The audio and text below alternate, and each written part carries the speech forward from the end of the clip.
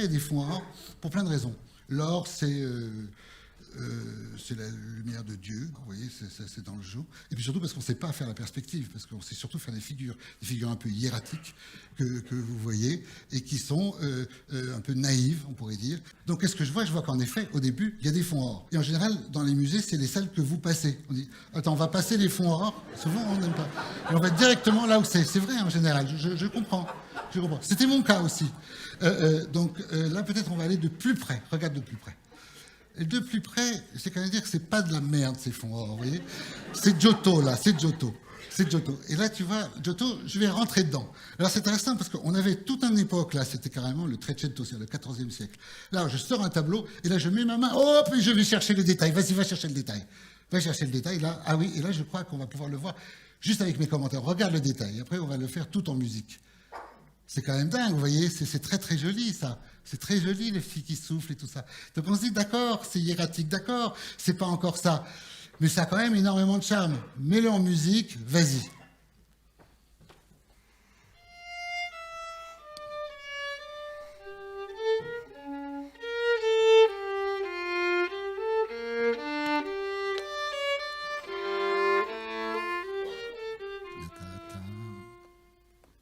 Donc on a piqué un détail quand on est chez le cuisinier, vous voyez, tiens, je vais goûter là, ben, c'est ce qu'on a fait là, on a goûté d'un petit bout de quoi? D'un petit bout de ce qu'on appelle le Trecento. Trecento, les années 1300, donc le XIVe siècle. Léonard de Vinci. Le sujet, c'est le même. C'est l'ange Gabriel qui informe la Vierge qu'elle est enceinte de quelqu'un, on va dire les choses simplement, de quelqu'un de très important. Alors c'est marrant, cette Vierge, elle a 3 genoux, regarde. Non, j'ai compris qu'elle n'avait pas 3 genoux, j'ai compris. Je veux dire, ça fait 3 montagnes, vous voyez. Là, elle a 3 pieds, celle-là. Alors, bien sûr qu'elles sont l'une sur l'autre, finalement, c'est 2 pieds de l'un et un pied le troisième, mais ça fait 3. C'est ça que je regarde, moi, en tant qu'amateur d'art. C'est que tout d'un coup, des choses, parce qu'on les regarde de près, évoquent des anomalies qui, en vérité, n'ont rien d'anomalique. Et là, c'est la partie qui commence à être magnifique. Déjà, le fait qu'il soit chauve avec des cheveux dessus, là. Parce que c'est un ange, vous voyez. Un ange, c'est pas un mec normal. Il fallait qu'il ait un truc monstrueux, mais qu'il soit beau quand même. Et sinon, ça serait mièvre, tout simplement. Donc, heureusement qu'il n'a pas pris un beau jeune homme à la con, vous voyez, non. Et là, vous avez une dizaine de cyprès, dont un qu'on ne sait même pas comment c'est possible qu'il a été coupé comme ça, parce qu'il n'est pas né comme ça. Peut-être déjà à cette époque, on faisait des jardins à la française, est-ce que je sais, moi? En vérité, j'ai pas trouvé de source, donc je pense que c'est pas du tout de sécateur, c'est pas le jardinier qui l'a fait, c'est Léonard avec son pinceau, il a juste fait comme ça, puis c'est beaucoup plus... Ça va plus vite hein, que d'attendre que ça existe dans le réel. Et là, vous avez Venise, avec un glacier derrière. Pourquoi pas?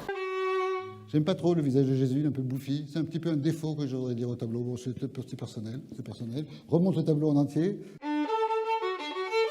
Ou que l'on considère le moment où Judas embrasse Jésus pour le dénoncer aux soldats romains armés et casqués. C'est un moment précis, lesquels lui mettent la main au collet, tandis que le bras de Judas lui enlace encore l'épaule, sous la lumière délicate d'une lanterne magnifiquement dépeinte. Regardez.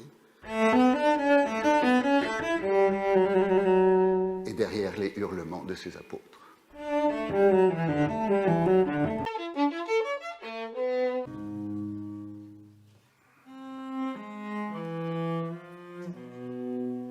Celui-là, il est vertical. Bon, ce mec, il est vertical. Lui, il est vertical, mais il se penche vers Jésus. Il fait comme ça vers Jésus. Ça se voit bien qu'il se penche.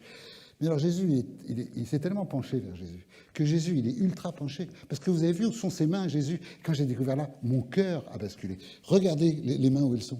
Ça, c'est tellement beau.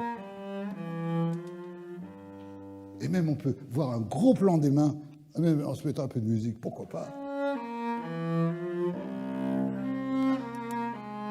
Vous savez, celle qui est en face des 2 jumelles, là, qu'on trouve une des premières scènes d'action de Caravage. Et les scènes d'action, évidemment, c'est encore mieux pour mettre en valeur l'instant dépeint, que l'on considère, par exemple, la chute de Saül tombé de son cheval.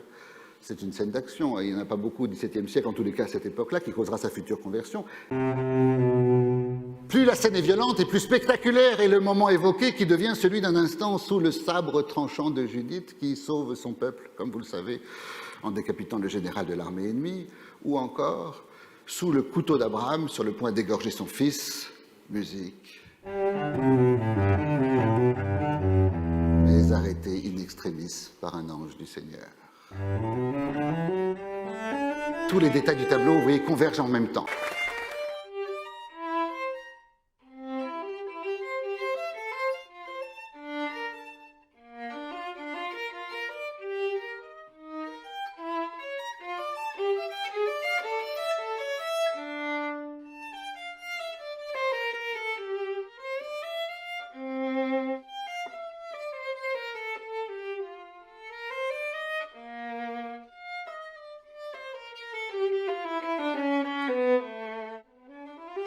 Et je terminerai, parce que je suis très respectueux de ceux qui me suivent et qui ne doivent pas empêcher sur leur temps, sur les 3 derniers. Je prends par exemple là, je crois qu'il s'agit de celui de Saint-Louis des Français. Là, il s'agit de Saint-Jérôme. Et là, il s'agit de Abraham qui allait couper la tête d'Isaac. On voit que c'est le même acteur. Et il n'y a que grâce à 2 bases de données comme les miennes qu'on peut voir que tout d'un coup, c'était en vérité le même modèle qui a servi à ces 3 tableaux de Caravage. Je vous remercie de m'avoir écouté. Au revoir. Là, on va se marrer là, parce que là, c'est vraiment le jardin des délices. Qu'est-ce que ça représente? Un jardin délicieux. Donc, quel est le sens exactement théologique? Théologique, je ne sais pas. Mais enfin, l'idée principale, c'est de décrire le monde tel qu'il aurait existé si l'humanité n'avait pas connu le péché originel. Autrement dit, si Adam et Ève n'avaient pas mangé la pomme, le fruit défendu.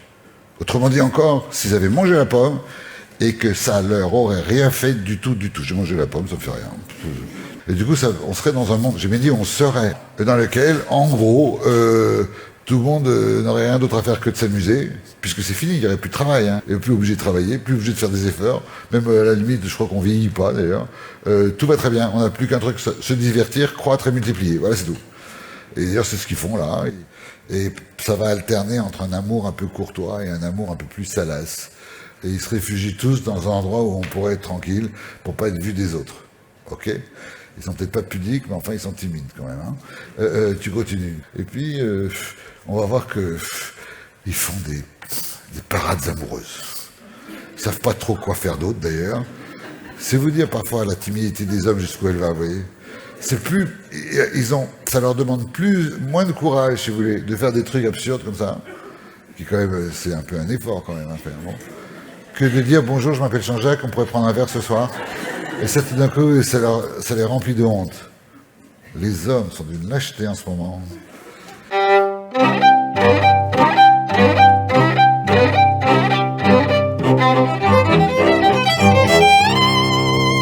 Bravo!